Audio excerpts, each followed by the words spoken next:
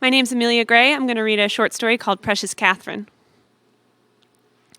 The doctor sucked on his upper lip as he worked. That explains that, he said. Mark and the doctor looked into the metal pan together, in which a lump of bloody tissue rested, plain as the afternoon, free from Mark's anesthetized shoulder. I don't see it, Mark said. There it is, said the doctor. Mark leaned in closer. The tissue was perforated by white flecks and a ribbon of darker stuff. There's a nearly functional endocrine system here. The doctor ticked up a tag of flesh with his blade. Explains the mood swings. There's a little heart right there. And look, he said, raising his elbow and leaning in for precision, coming away with one of the white flecks. He held it up to the light. A tooth, Mark said. The doctor clapped Mark on the back. Never thought I'd see one outside a book. He gave the pan a gentle shake, revealing a rib cage as delicate as a bird's. Can I keep it? Mark asked. Her, said the doctor, snapping off his surgical glove. I mean, technically. I'll get you a jar. Mark tried buckling the jar into the passenger seat, but it slipped against the belt and fell over. It was unsecure in the glove compartment, too loose against the car care manuals, and so he held it between his legs as he drove, the glass snug up against his jeans crotch. At home, he placed it on his mantel. The doctor had filled the jar with a fluid which suspended the mass without dissolving it.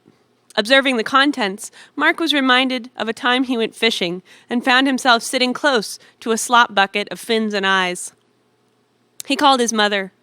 When you were pregnant with me, did the doctor say that you were going to have twins? He asked. Of all the items you could have addressed, his mother said, hanging up the phone. Though he was proud of it, Mark didn't want to display the jar on the mantel like a trophy buck.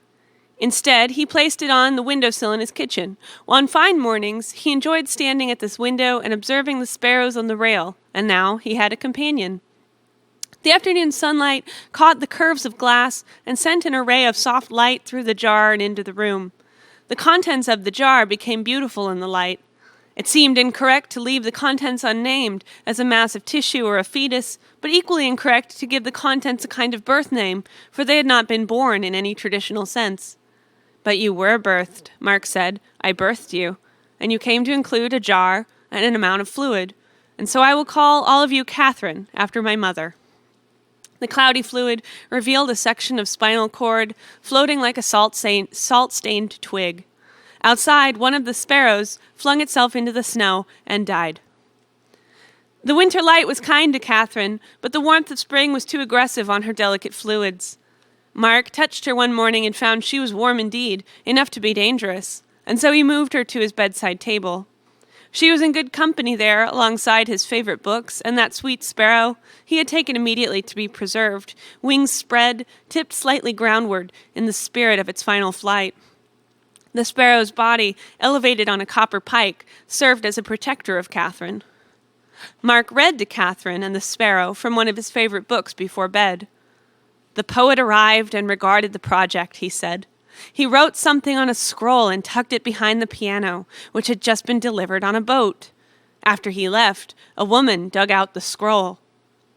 The sparrow's pushpin eyes followed along with the words. You go ahead, Mark said. The sparrow was silent for a moment and then spoke, saying, Raise high the cathedral walls with oak and pine. Make a wooden church that becomes an ark when turned. Load the ark with men and women and set it to sail. Paint our city in blue and yellow. Paint it to greet the sun and sky. Paint it to greet the bay. Very good, Mark said. Very, very good. Mark ran his finger gently along the bird's head. Catherine glowed with pride and fluid.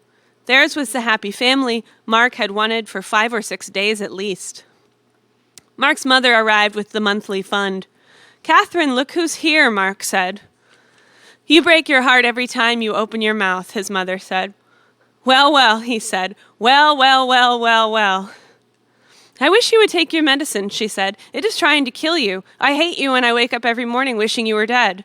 The woman lifted a plastic grocery bag, which was of course bulging as they do. It was not a safe environment, and Catherine right there on the bedside table. Mark opened a dresser drawer and tossed its contents at the woman's feet. She trumpeted, the material of her bag grotesque and pooling on the floor beneath.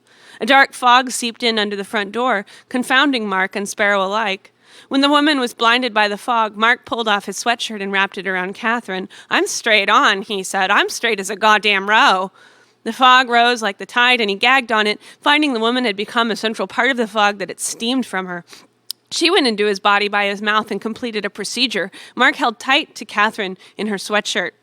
The cushion had also become Catherine, due to principles of matter and transference. "Obviously," said Mark, sucking the top 3 layers of fog into his mouth and holding them there. And the sparrow tipped back its head above the fog and found its way anew, and the sparrow spake, saying, "Once the rhythm is maintained, nothing can pull the orbit askew. We look to Catherine, soft within soft, Catherine, heart aloft, legs tapered reeds, reigning queen of our bedroom universe, matriarch and maiden in one, body within body, sourced and pulled free from the whole. Take care to maintain and sustain this tide. Take care."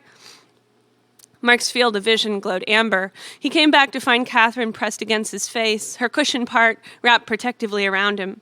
He placed her behind him on the bed to examine the area for danger. Hazards of fog skulked around the corners of the room, but the woman was gone. "Good God, we made it," he said. "We went into it together and came out alive." The bed held Catherine so safely, a raft on silent water, and Mark saw that she had grown to include the bed as well. He was upset to find that the sparrow on its perch had toppled over in the excitement and landed without ceremony on the floor, the bird's brown feathers gathering sticky dust. It wasn't right.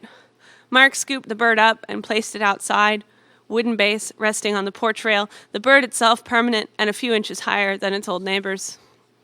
Catherine floated massive in the room. Mark sat cross-legged beside her on the floor. "Fine then," he said, resting his head. She was already deeping down into the planks and spreading across the floor, broadening strong along the wood and becoming the lamps and books, the walls, the door. Thank you.